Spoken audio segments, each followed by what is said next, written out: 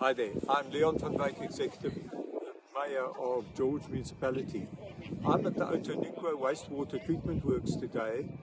where we have right next to me, we have a 400 kilowatt peaking solar